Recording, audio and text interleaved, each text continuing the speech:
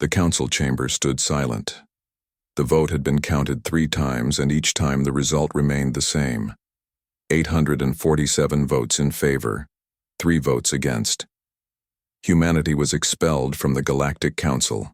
Ambassador Sarah Chen stood at the speaker's platform, her face calm and unreadable. Around her, the representatives from hundreds of worlds whispered and celebrated. Some cheered openly. The Vrexian ambassador, who had led the prosecution against humanity, raised his forearms in triumph. His scales glittered under the chamber lights as he turned to address the crowd. "Today we free ourselves from the human threat," the Vrexian declared. His voice echoed through the massive crystalline structure that orbited Concordia Prime. Their excessive aggression, their paranoid military buildup, their refusal to share technology with peaceful species, ends now. More cheers erupted. Chen waited patiently for the noise to die down. She had heard all these accusations during the 3-day trial. The charges seemed endless. Humanity was too aggressive. Humanity refused to share their defensive technology. Humanity maintained too many warships. Humanity was culturally incompatible with the peaceful species of the galaxy. The most serious charge was the refusal to surrender control of the human jump gate network. The Council had demanded that humanity hand over their gates to peaceful oversight. The humans had politely declined. That refusal had sealed their fate. When the chamber finally quieted, Chen was given permission to speak. She walked to the center of the platform. Her footsteps echoed in the silence. Every eye in the massive chamber focused on her. "We came to the stars in hope," Chen began. Her voice was steady and clear. "We hope to find friends. We hope to learn. We hope to grow together with the species of this galaxy. We offered our help freely. We asked for nothing but friendship in return." She paused and looked around the chamber. Some representatives looked away. Others met her gaze with defiance or satisfaction. "You have decided we are not welcome here. We accept your decision. We will leave in peace. You have given us 90 standard days to evacuate all council space and dismantle our infrastructure. We will comply with every requirement," the Vrexian ambassador interrupted. "And your military installations? Your jump gates? Your defense networks?" Chen turned to face him directly. "Everything will be removed or dismantled as specified in the expulsion order. We will leave nothing behind that you have not explicitly requested we leave." "Good," the Vrexian said with satisfaction. "Then we claim those facilities as reparations for your occupation of council space." A few voices murmured agreement. Chen simply nodded. "As you wish. We will provide detailed documentation of all installations. You will find them in full working order when we depart." She turned back to address the full council one final time. "We leave you with one statement. The galaxy will remember this day differently than you expect. We came in hope. We leave in peace. May you find the prosperity and security you seek." With that, Ambassador Chen walked out of the chamber. She did not look back. The human delegation followed her in silence. Not one of them protested. Not one of them argued. They simply left. In the back of the chamber, a young Kavalian diplomat named Rella watched them go. Something about their silence bothered her. She had expected anger. She had expected threats. She had expected the humans to fight the decision. Instead, they simply accepted it and walked away. "They are taking this too calmly," she whispered to her superior. Her superior, Ambassador Krell, nodded slowly. He had voted to abstain from the decision, one of only 3 who had not voted to expel humanity. "Yes, that worries me greatly." "Why?" "Because the humans always have a reason for everything they do. Their silence speaks louder than any protest would have." Within hours of the vote, the human government issued its official response. The message was distributed to every species in the galaxy. It contained only one word: acknowledged. No appeals, no negotiations, no requests for reconsideration, just acknowledgement and acceptance. The evacuation began immediately. Human ships started appearing at every human outpost throughout Council space. The speed of the mobilization surprised many observers. It was as if humanity had been prepared for this outcome. On mixed colonies where humans lived alongside other species, the evacuation notices were posted within the first day. Every human citizen received instructions. Every human business received closure guidelines. Every human organization received shutdown procedures. The efficiency was remarkable. There was no panic, no confusion, no chaos. The humans simply began to leave. On the colony world of Terrace 7, a human doctor named Martinez finished his shift at the Central Hospital. He had worked there for 12 years. He had trained most of the current medical staff. He had pioneered several treatments that had saved thousands of lives. His Cavalian colleague found him packing his office. "You are really leaving?" she asked. "Yes," Martinez said simply. "The evacuation order is clear. All humans must leave council space within 90 days. But your work here, the patients who need you, can you not appeal?" Martinez looked at her with sad eyes. "The council has spoken. They do not want us here. We respect that decision. I have prepared training materials for my replacement. The files are in the system. There is no replacement. No one else understands your treatment protocols. Then I suggest you find someone quickly. I leave in 30 days. He handed her a data chip. "This contains everything I know. Share it freely. I hope it helps." Similar scenes played out across thousands of worlds.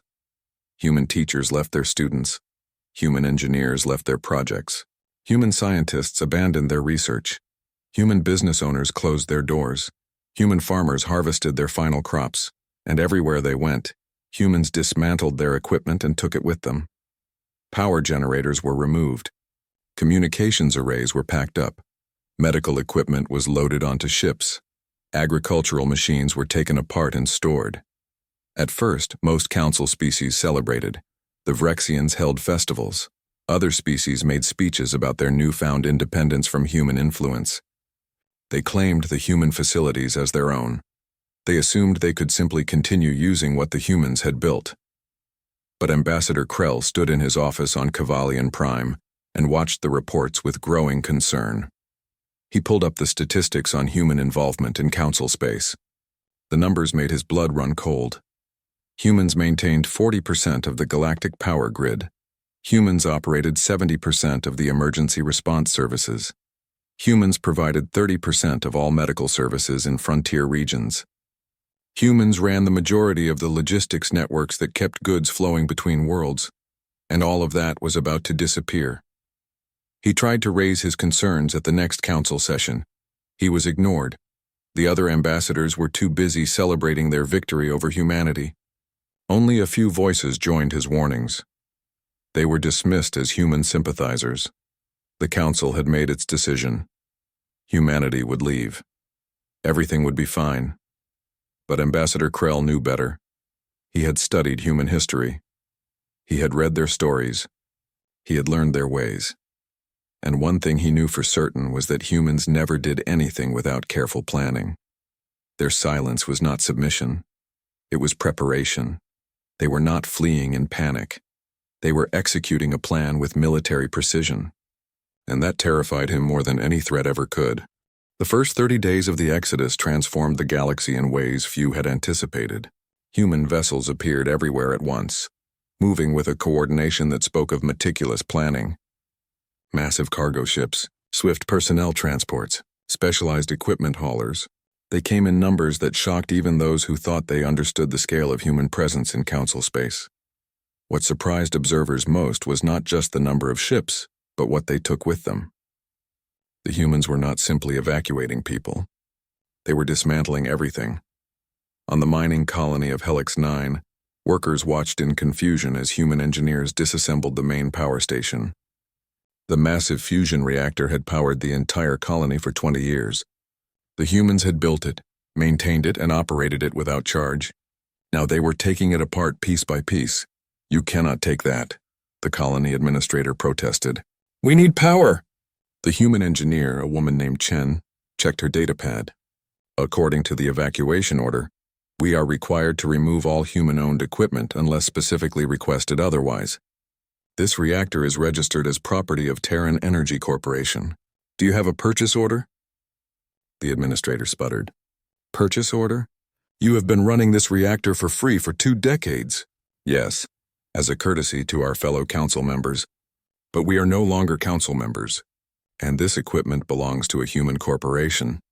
Without a purchase agreement, we are legally obligated to remove it, but we will have no power. Chen looked genuinely sympathetic. I am sorry. I have submitted several requests to council headquarters asking for guidance on equipment handover procedures.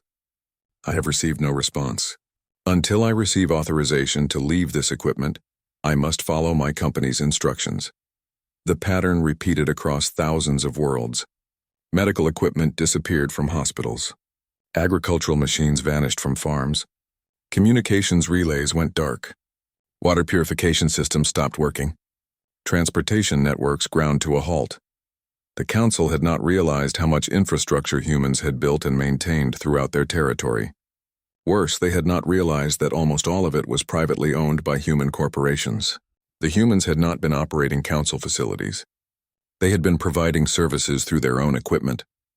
On the capital world of Concordia Prime, the first emergency session was called on day 15. Reports flooded in from across council space.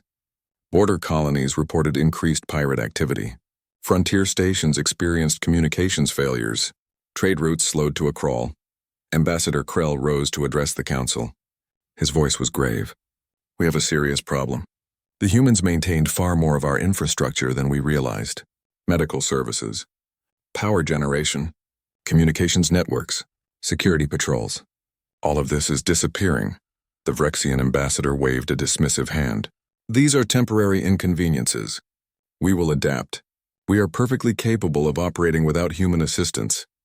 Are we? Krell pulled up a star chart. Red indicators marked dozens of locations. These are all locations where human rapid response teams have handled emergencies in the past 30 days. Medical emergencies, equipment failures, pirate attacks. The humans responded to all of these situations. Now they are gone. Who will respond now? Silence fell across the chamber. No one had a good answer. On Cavalian 3, the situation grew dire. A plague outbreak in the northern continent threatened millions of lives. The standard containment protocols were not working. The disease spread faster than anyone had predicted. The medical teams were overwhelmed. Dr. Selleck searched desperately through the medical database for the proper treatment protocols. She found references to successful containment methods developed by human doctors, but the detailed procedures were missing. The database showed only summaries. She contacted the Central Medical Authority. I need the detailed protocols for the Tarek plague containment. The database shows humans developed a successful method. The response crushed her hopes. Those protocols were stored on human-maintained servers. The servers have been shut down and removed. We are attempting to recover the data from backups, but the backups are incomplete. Without the proper protocols, the plague killed 3 million Cavalians before it finally burned itself out. It was a tragedy that could have been prevented. The Galactic Net, the vast communications network that connected billions of devices across thousands of worlds, began experiencing massive slowdowns. Connections dropped. Data transfers failed. Entire regions went dark for hours at a time. Technical teams investigated and discovered the problem. Human companies had operated massive server farms throughout council space. These servers had handled load balancing, data routing, and traffic optimization. They had done it so efficiently that no one had noticed they were there. Now those servers were gone. The remaining infrastructure could not handle the load. The network groaned under the strain. Trade suffered immediately. Without reliable communications, merchants could not coordinate shipments. Without human logistics algorithms, shipping companies struggled to optimize routes. Delivery times doubled, then tripled. Costs skyrocketed. Human businesses throughout council space began closing their branches. The closures were orderly and professional. Every contract was reviewed. Every obligation was fulfilled. Every legal requirement was met. But the businesses still closed. What shocked alien business owners was discovering how airtight the human contracts were. Every single contract included detailed exit clauses, procedures for termination, timelines for equipment removal, specifications for data handover. The humans had planned for this possibility. Thousands of alien employees who worked for human corporations received termination notices.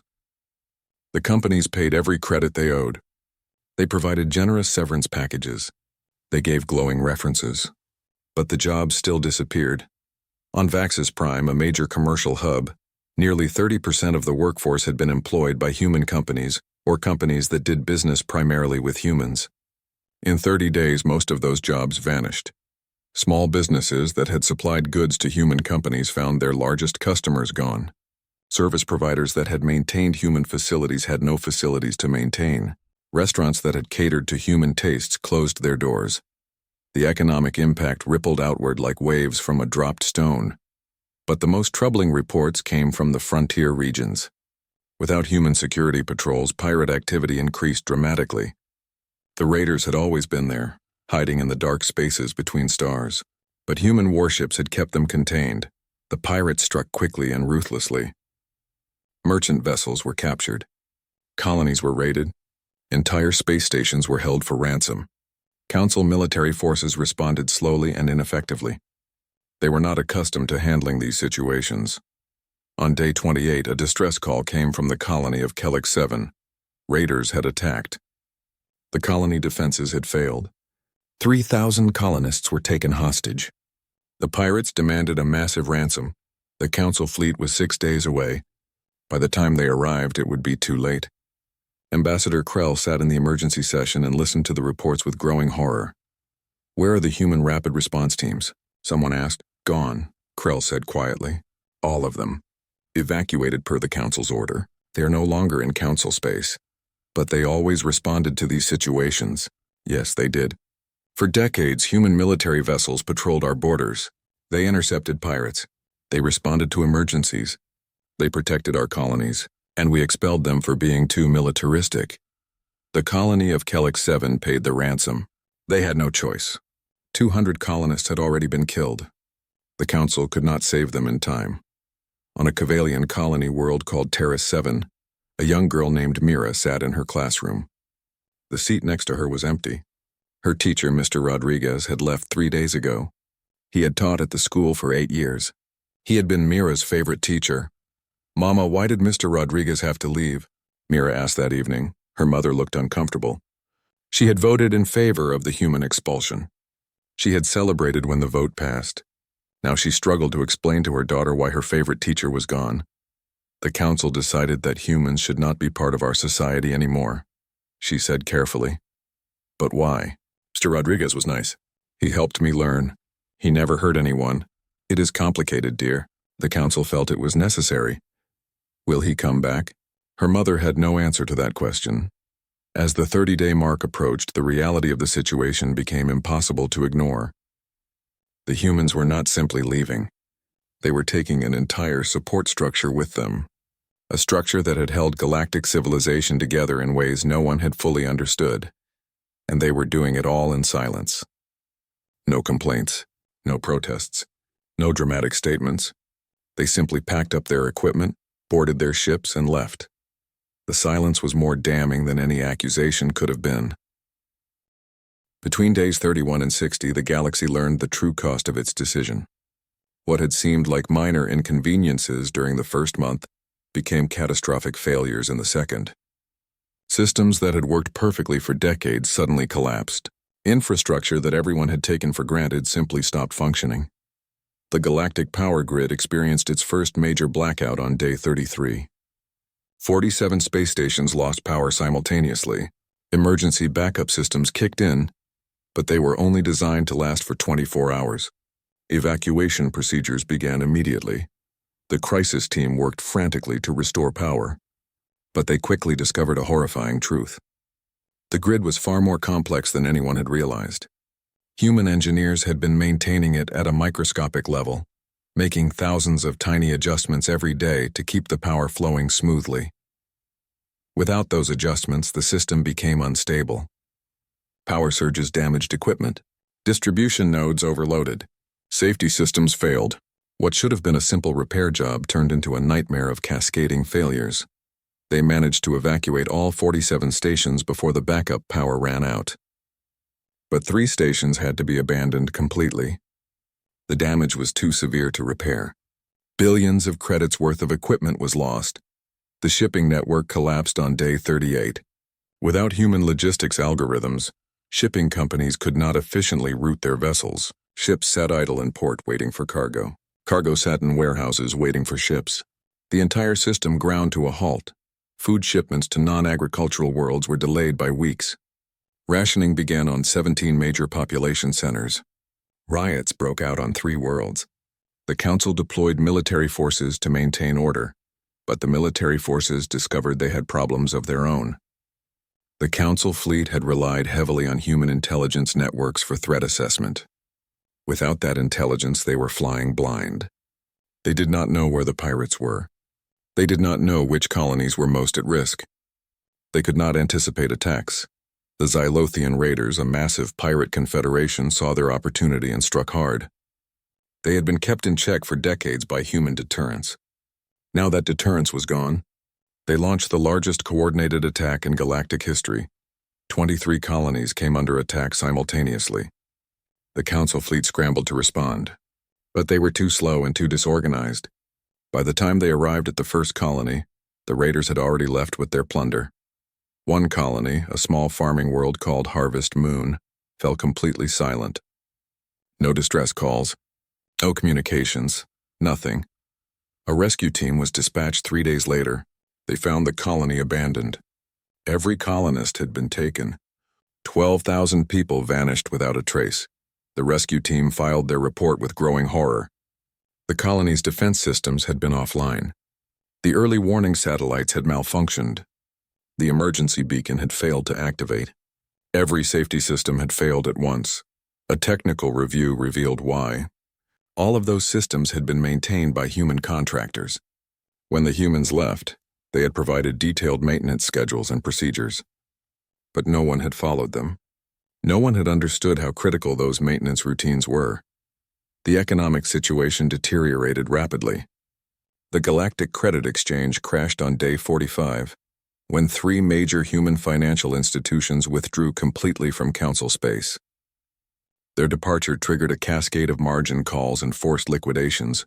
Trillions of credits in value evaporated in a single day. Pension funds collapsed. Investment portfolios became worthless. Entire planetary economies teetered on the edge of bankruptcy. The Council convened emergency economic sessions. But their options were limited. The human financial institutions had operated entirely within legal boundaries. Every transaction had been properly documented. Every regulation had been followed. The humans had simply chosen to leave, as was their right. Medical crises erupted across dozens of worlds. Advanced treatments that had been provided by human pharmaceutical companies became unavailable. Cancer patients lost access to life-saving medications.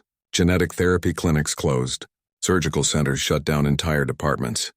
Alien scientists tried desperately to replicate the human treatments. They had the chemical formulas. They had the equipment specifications. But they could not make it work. Something was missing. Some fundamental understanding that the humans had never shared. On day 50, a team of Cavalian researchers made a disturbing discovery. They had been trying to replicate a human medical device. The schematics were clear.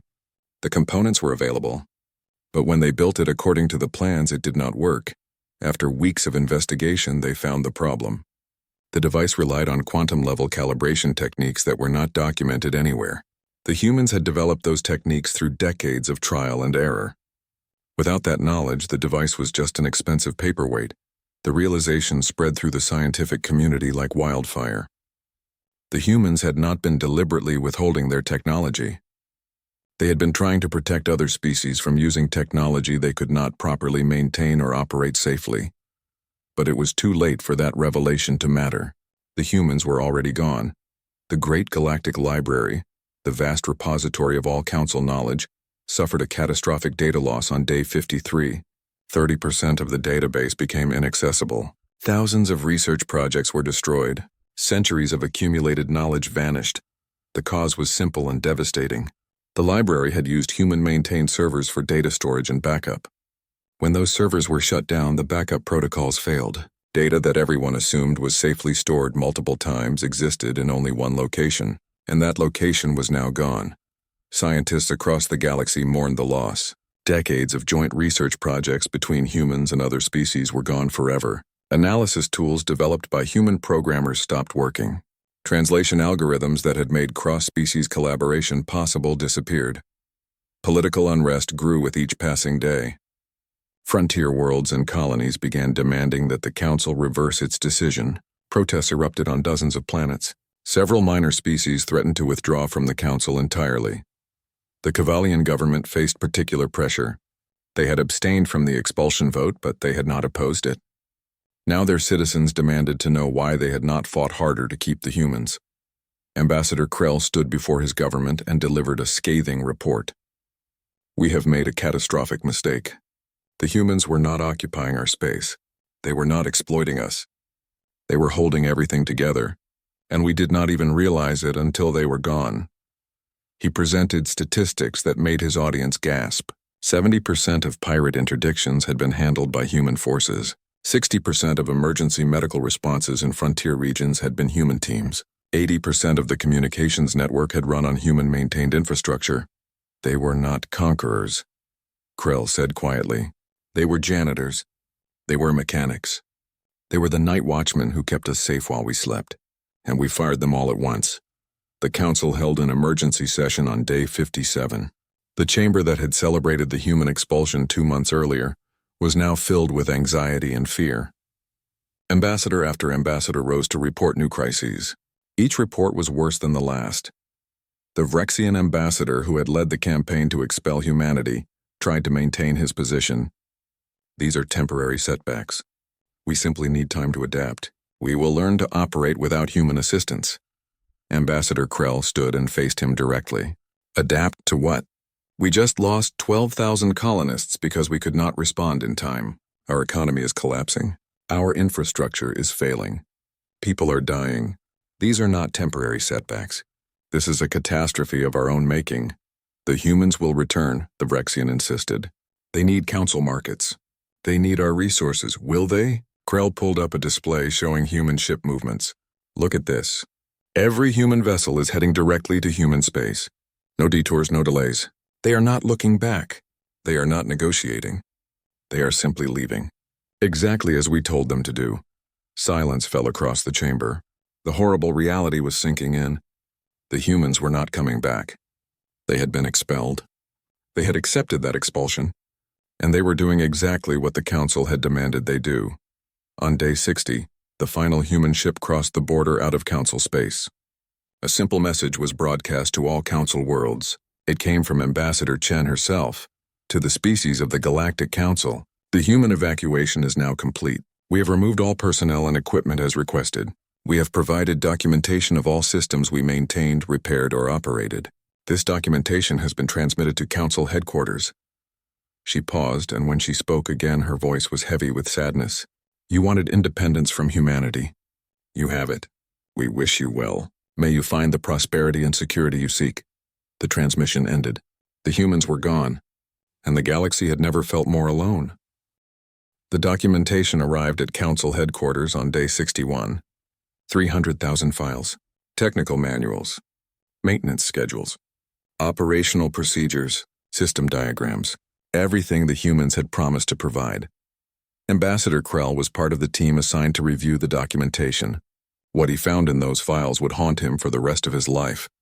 The files were organized by system and location: power generation, water treatment, communications networks, medical facilities, security installations. The list went on and on. Each category contained thousands of subcategories.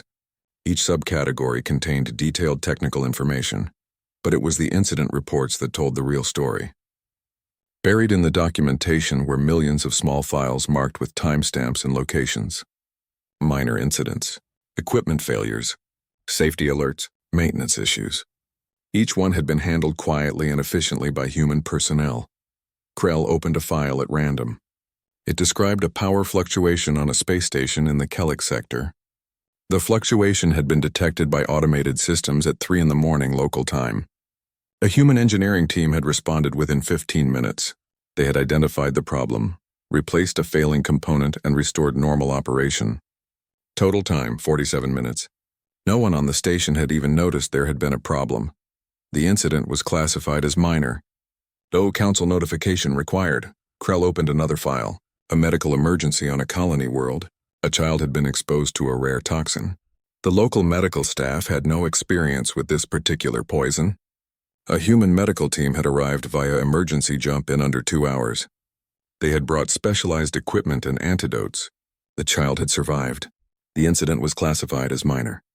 No council notification required. He opened file after file. Each one told a similar story. Problems identified and solved. Disasters prevented. Lives saved. Thousands of incidents every single day. Hundreds of thousands over the years. Maybe millions. And not one of them had been reported to the council. The humans had been fighting a silent war to keep civilization functioning, and no one had even known. Krell called an emergency meeting of the council leadership. He displayed the incident reports on the main screen. We need to see this. All of us need to understand what we have lost. For 3 hours, they reviewed the files. The room grew quieter with each report. By the end, several ambassadors were weeping openly. They were protecting us, someone whispered. All this time, they were protecting us. The Vrexian ambassador sat in stunned silence.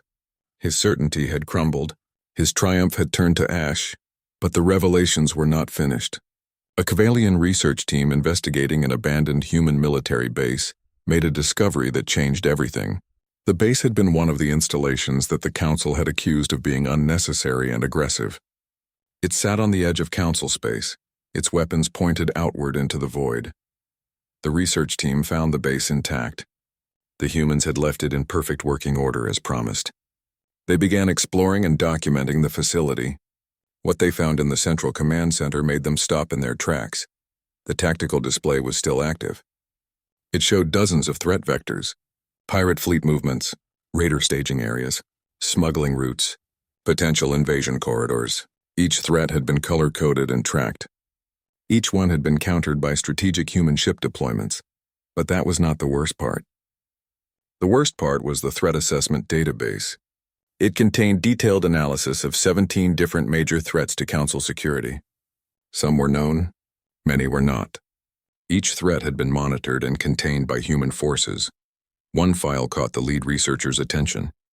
It was marked with the highest security classification. She opened it with trembling hands. It described a massive Xylothian warfleet that had been massing in deep space for the past 5 years. The fleet contained over 2,000 warships. According to human intelligence, the Xylothians had been planning a full-scale invasion of council space. They had not attacked, because human warships had been positioned perfectly to counter any invasion attempt. The humans had been playing a careful game of deterrence, making it clear that any attack would be met with overwhelming force. Now those human warships were gone, and the Xylothian fleet was still out there. The researcher transmitted her findings to council headquarters immediately. Within hours, an emergency session was convened. The council chamber filled with representatives from every member species. Ambassador Krell presented the findings. He displayed the tactical maps. He showed the threat assessments. He explained exactly what the humans had been doing all along. The humans were not building weapons to threaten us, he said. They were building weapons to protect us. Every military installation we accused them of maintaining unnecessarily was positioned to guard against a specific threat. Every warship we called excessive was part of a defensive network that kept us safe. The silence in the chamber was absolute. The weight of their mistake was crushing. We called them paranoid, Krell continued. We accused them of excessive militarization. But they were not paranoid. They saw threats we could not see. They understood dangers we did not comprehend, and they dealt with those threats quietly, without bothering us with the details. He paused and looked directly at the Vrexian ambassador. We did not expel conquerors. We expelled our protectors, and now we are defenseless. The vote to rescind the expulsion was unanimous. Every single representative voted yes. Even the Vrexian ambassador, his pride finally broken, raised his hand in favor. Diplomatic missions were organized immediately. The fastest ships in the council fleet were dispatched to human space with formal apologies and requests for humanity to return. They reached the border of human space 3 days later. What they found shocked them. The border was sealed. A defensive network far more sophisticated than anything the Council had ever seen protected human territory. Weapons platforms, sensor arrays, jump interdiction fields. The humans had fortified their space completely. The diplomatic mission sent a hail on all frequencies. They transmitted their credentials. They explained that they came in peace with messages from the Council. The response came 6 hours later. It was brief and formal. Your message has been received. Humanity acknowledges the Council's communication. However, diplomatic relations between humanity and the Council are currently suspended pending internal review. Please do not attempt to cross the border. This is your only warning, the mission tried again. They pleaded. They explained the crisis facing the Council. They begged for help. No response came. The humans had closed their door, and they had locked it behind them. The situation deteriorated rapidly. On day 75, the Xylothian fleet attacked. They struck the Vrexian home system without warning. The Vrexian defenses, which had always seemed adequate, collapsed within hours. The Council fleet rushed to defend their homeworld, but they were too slow and too disorganized. By the time they arrived, 3 billion Vrexians were dead, and the planet was under occupation. The Vrexian ambassador, watching his world burn from orbit, sent a personal message to Ambassador Chen. It was not a diplomatic communication. It was a plea from one person to another. Please, I was wrong. I led my people to destruction. I understand that now. But they do not deserve to die for my mistakes. Millions will perish. Please help them. The response came 6 hours later. It was from Ambassador Chen personally. We are aware of the situation on Vrexia Prime. We have been monitoring the Xylothian fleet since they began their attack. 32 human relief ships are already en route to civilian population centers on your homeworld. They will evacuate as many non-combatants as possible. We will defend them while they work. We will not let your civilians die. She paused, and the next words carried both sadness and resolve. But understand this. We do this as an act of humanitarian aid, not as Council members. We do this because it is right, not because we owe you anything. We will save everyone we can, but we will not forget who put them in danger. The human relief fleet arrived at Vrexia Prime 18 hours later. They moved with the precision and efficiency that had once protected the entire Council. They evacuated 2 million civilians under fire. They fought off Xylothian raiders who tried to stop them.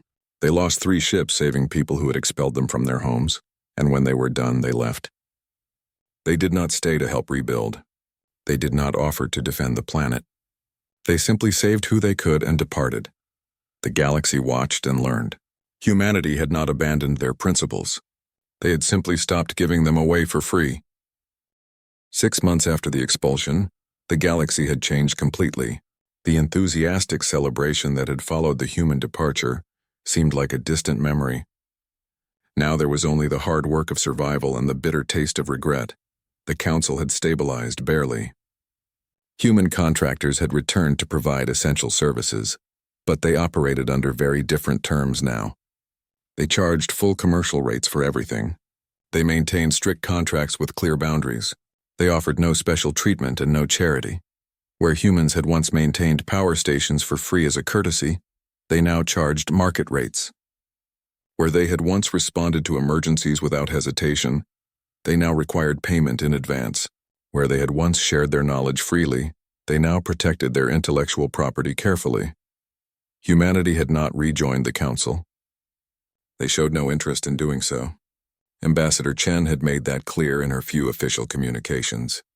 Humanity would trade with Council species. They would provide services for appropriate compensation. But they would not return to the relationship they had before. The galactic community had fractured. Some species appreciated what humanity had done and worked to build new, more equal relationships. Others resented their dependency and struggled to find independence. A few still blamed humanity for the problems they had caused by leaving, unable to accept their own responsibility. The Council established a truth commission to investigate what had really happened. Ambassador Krell was appointed to lead it. For 3 months, the commission interviewed witnesses, reviewed documents, and analyzed data. Their final report was over 10,000 pages long. The key finding was simple and devastating. Humanity had not been exploiting the Council. They had been operating on a principle they called silent service. They believed that those with the ability to help had a responsibility to do so, without expecting recognition or reward. The humans had viewed their Council membership not as a privilege, but as a responsibility. They had not maintained infrastructure to gain power over other species. They had done it because it needed to be done and they had the skills to do it. When asked to testify before the Commission, Ambassador Chen agreed to appear via holographic link. She would not set foot in Council space, but she would answer questions. Her testimony was brief and direct. We did not expect gratitude. We did not need recognition. We saw problems that needed solving and we had the skills to solve them. That was enough. When you decided you no longer wanted our help, we respected that decision. Did you not consider the consequences of leaving so quickly? A commissioner asked. Chen's expression was unreadable. We provided detailed documentation of every system we maintained.